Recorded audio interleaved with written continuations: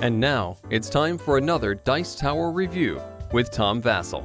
Howdy folks, I'm Tom Vasel, and today we're taking a look at Garum. Now this is a game from Pythagoras. It's a game that, I gotta be honest, if I was walking by it at the store, I might walk by it. It doesn't look that interesting as the cover. This is a tile placement game where you're trying to get the most of your color in rows and columns with a Roman theme. I think it's a bathhouse in the background. It's for 2 to 4 players. It actually scales pretty well. Well, we'll talk about that in a bit. Let's see how the basic mechanisms of the game work, and then we'll be back.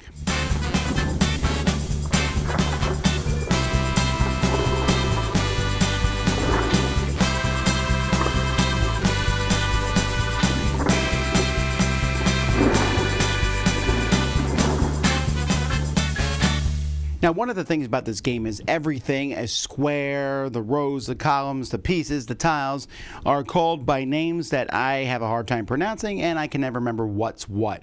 So I'm going to be describing this in terms of, hey, here's a square type thing. Just easier to do. I guess it's less thematic, but I'm not sure that these outdated terms add any theming anyway. Each person's going to get a bunch of tiles, and if you're playing with 2 players, you each get 2 colors. If you're playing with 3 players, you'll play with 3 of the colors, and the 4th color will be determined by whoever goes first will place an extra tile. But you're always going to be placing 4 tiles.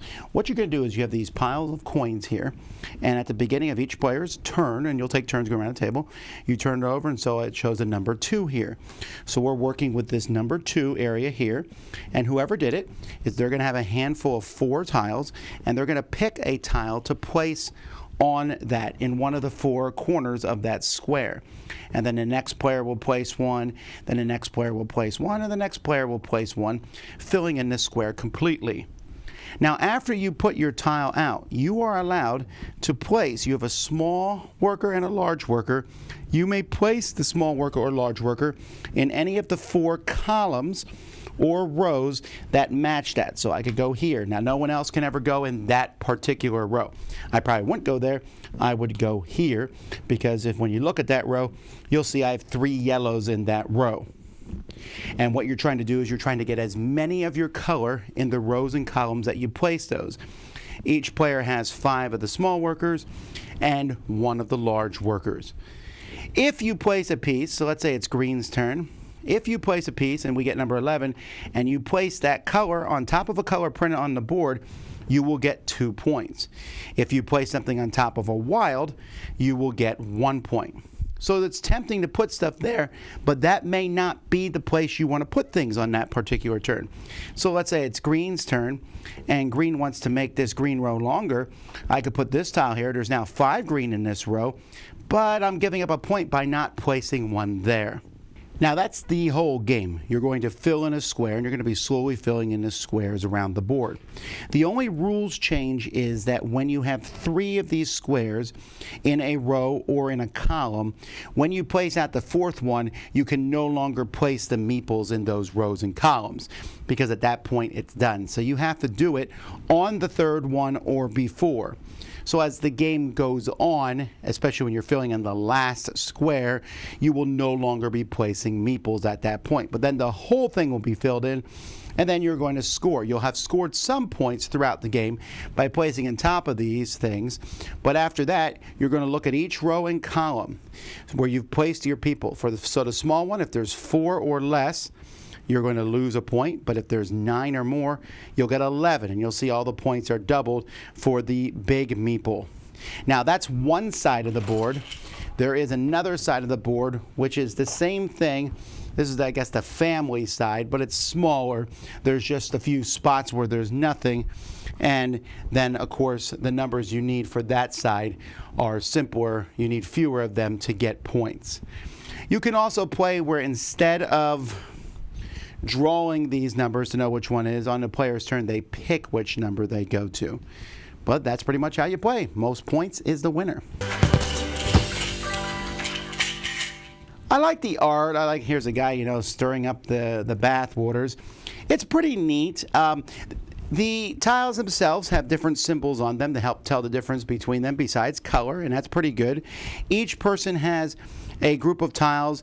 Every color has some tiles that have 2s and 3s of their color, and you might have 2s and 3s, and everyone has one that's all 4 of their color, and then you got some that are 1 of each color. So they're pretty easy to tell apart. I do think it's a little odd, like here they're connected. I guess that makes sense, but it was a little confusing at first. I thought, is there some sort of area control thing here? No, not really. It's only the row or column.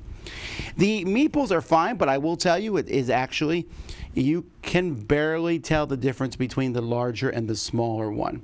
I may put a dot on mine just so you can tell them apart.